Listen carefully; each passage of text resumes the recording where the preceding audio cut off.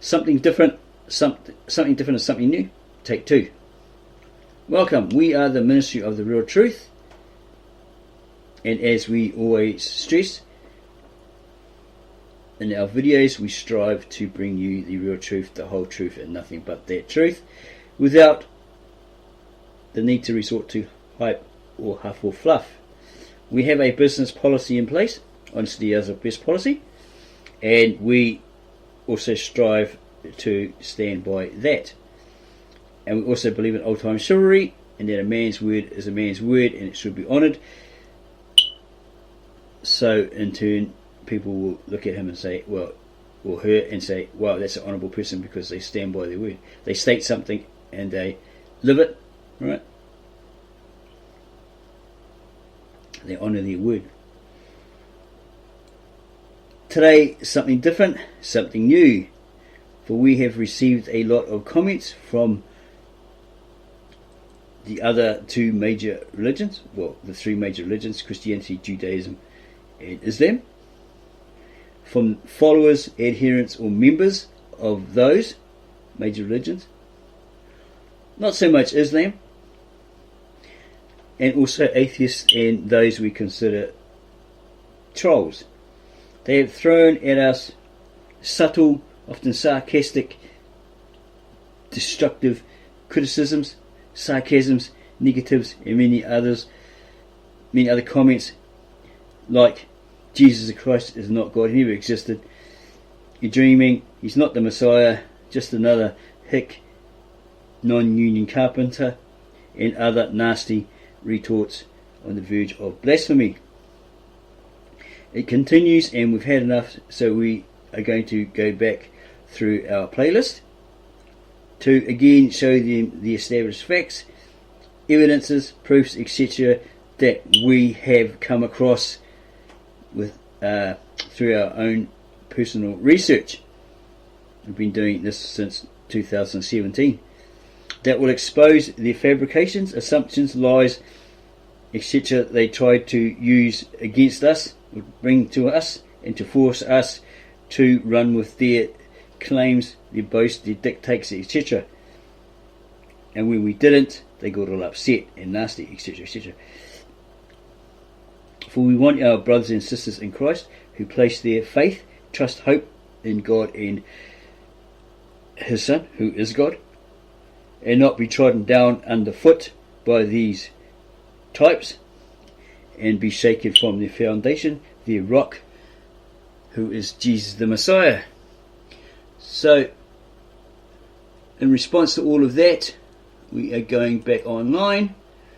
Okay, we can have a look at our playlists. We can pick and choose which ones apply, show you the information through our different videos.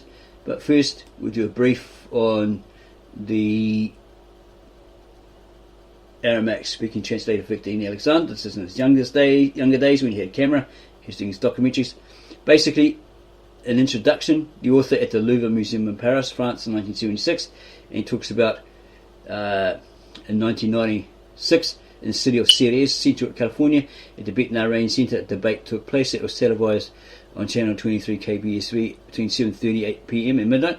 It was supposed to be a panel discussion on the name of Ashurai, but it turned out to be a debate, which was incidentally won by the side who preferred the name Ashurai, and so forth.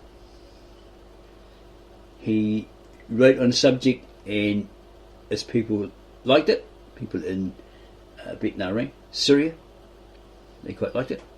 It was called the Assyrian Heritage and World Museums, and apparently he was at that Louvre because Christians, the Western Christians, theologians, etc., were trying to say that those winged bulls were satanic, etc., etc. When he did a documentary on it, he explained, because he knows the Mesopotamian history, being a native-born Mesopotamian, and took his documentary along to libraries, museums, film studios, etc., and they rejected it and says, oh, no, it's a lot of rubbish, which was really downheartening, right? How can it be if it's a native-born Mesopotamian from Syria giving the real history, accurate history about his own country. Who would know it better? In chapter 2 of Survival in Asher, he talks about them.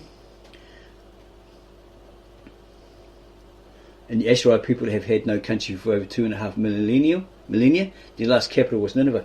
Jesus Christ said in Matthew 12:39-41, a wicked and adulterous generation, the one that he was in at the time, and he's probably talking about the Pharisees, the Sadducees, etc., the temple high priests.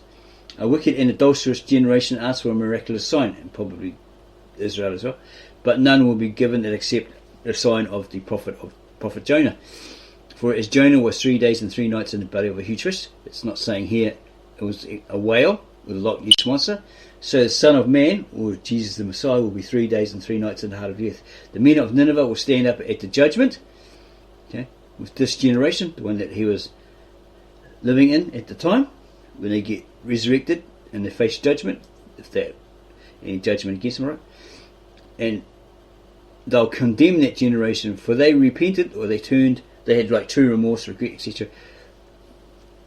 Turned from their sins, turned from their pagan ways, and embraced the one true God that Jonah was telling them about, that was going to soon put wrath upon them, his anger would come upon them, at the preaching of Jonah, right? In Nineveh. And now one greater than Jonah is here. So he's telling them, one that was greater than Jonah standing right in front of them. They're looking in the scriptures to see if they can, they're looking for him. But he's saying, hey, I'm right in front of you. Okay, I'm the one that is speaking of, that's standing right in front of you. So the Ashurai people, whom Jesus calls by the name of their last capital, the seat of their empire, had already survived 6 centuries at the time of Jesus Christ.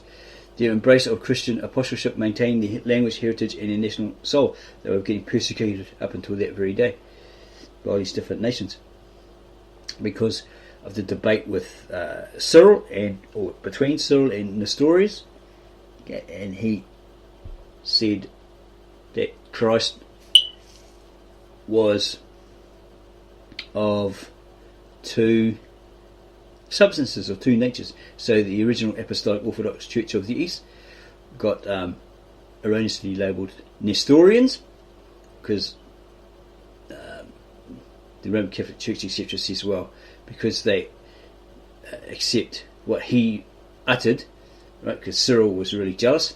He wanted to be the bishop of all bishops, but he realised that perhaps Nestorius was going to be right. So he told him his lies, etc., etc. Yeah, so they get called the Nestorian Church, erroneously.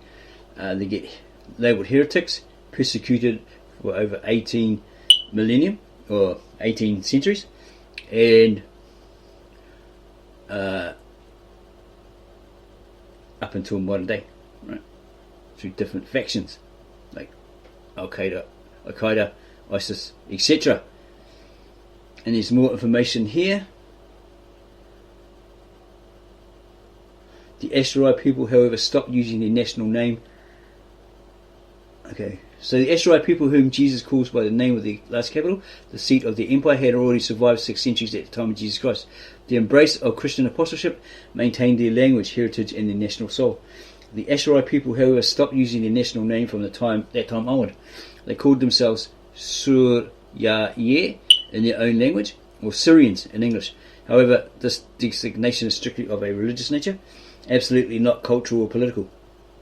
Christianity came to those people via Syria. Martyred, he's a patriarch, was one of the apostles that came to those people in Mesopotamia, Bet Naharain in the Aramaic language, and converted them to Christianity. This is centuries before Christian missionaries went to Urmia, North Iran, and converted many to their form of Christianity, okay, the Western Christianity, and they tried to translate that King James Version that they were using into Syriac and totally botched it. The earliest Jewish fathers of the Christian faith converted most of the Middle East to Christianity. Other Christian converts besides the Jewish converts to Christianity were Armenians, Chaldeans, Arabs, Lebanese of Phoenician background, Jacobites and Syrianese of Syria and Turkey, Maronites, Malachites and many others too many to mention here. In the 1920s, genocide of the Armenians by the Turks, 3,000 Ashurai were also killed.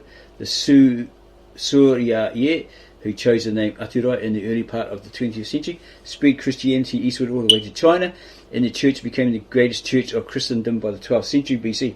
The resulting effort was the establishment of a magnificent church, the Church of the East, or the Apostolic Church of the East, which survives to this day.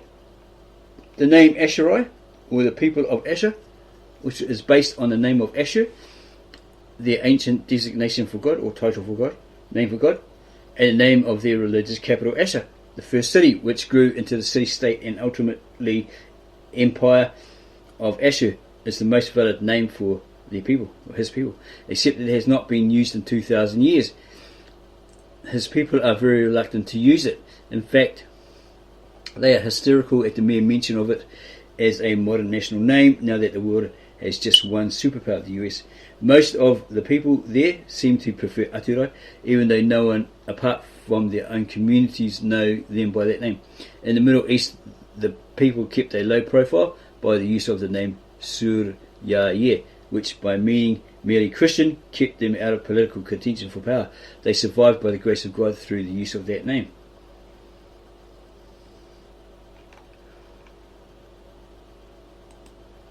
Guerrilla culture, chapter 3.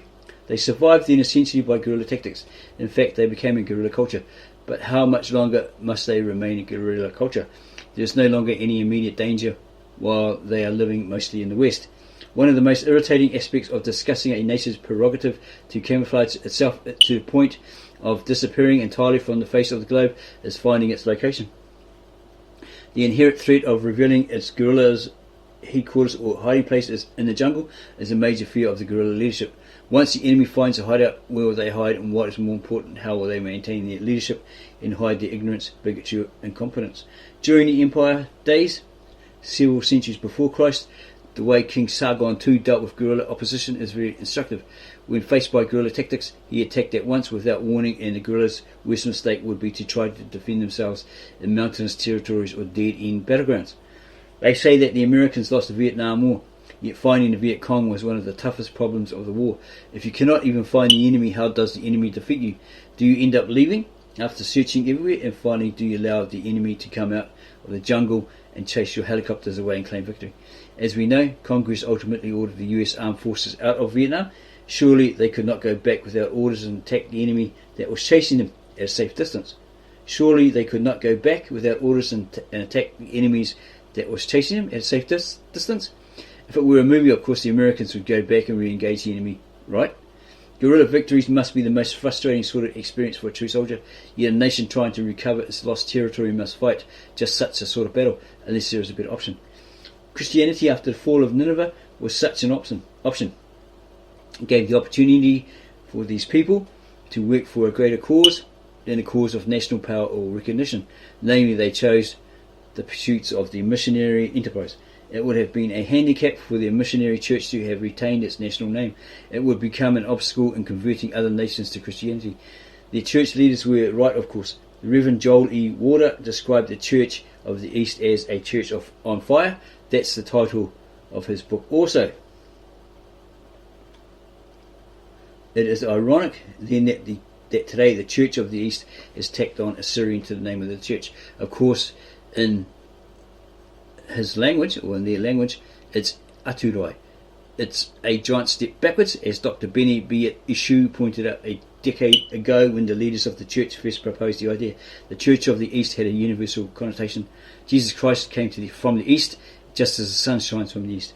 During the Islamic period, from the 8th to the 19th century, in the Middle East, the Ashurai people were submerged completely. The tribes that call themselves today Chaldeans and Ashurai are under one leadership until the year 1553, when there was a split in the Church of the East. The cause of the split was a tradition of maintaining the patriarchal leadership in one family.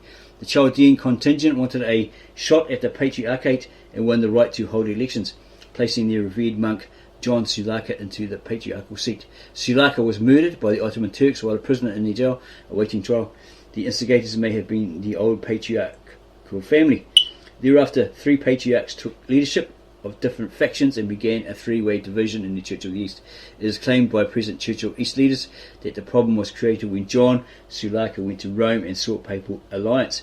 In fact, the popes recognized all 3 patriarchs eventually. Was it to create a permanent split? Who can tell now what the motives were then? The present patriarchate at the time came from the 3rd line after the murder of John Sulaka. The Chaldeans elected their patriarchs subsequently, and it continues from there. Okay, continues on. What we are, what we have to offer to our own children and to the world is our Christian faith, the knowledge that Jesus Christ has put at our fingertips if we would only wake up and revive ourselves spiritually and take on our sacred mission in life. And here's the historical perspective of the Ashurai people. Okay, I think he's talking about a film as well. For Victor and Alexander, some of the least likely aspects of the research that he was doing, dealing with mythology and religion, began to nag him as he continued to gather more information for a more complete documentary, which he contemplated to do at some future date. These were bits and pieces of legends carved into stones, recorded on clay tablets and on seals and pictographic writing, and later in cuneiform. There were fragments of the epic of Gilgamesh, the flood, Adapa, or the Adam and Eve epic, and so many more legends straddling 4,000 years of recorded history, and no telling at this point how much more in terms of oral history. In those days he had little interest in religious matters. In fact, he abhorred the subject. He couldn't stand it, since so much was devoted to observance of religious traditions among their people, the Assyrians, that he generally associated their modern impoverished state of existence with their Christian practices and faith in general. He says here, if they had only done so much to preserve their language and culture as they had in promoting their religion, they would not have come to the sorry state that they find themselves in today. He used to think to himself, that's what he used to think to himself, and he had heard echoes of the same elsewhere from his own circle of Ashurai friends. Later, of course, he discovered that Christianity is the living root of their culture.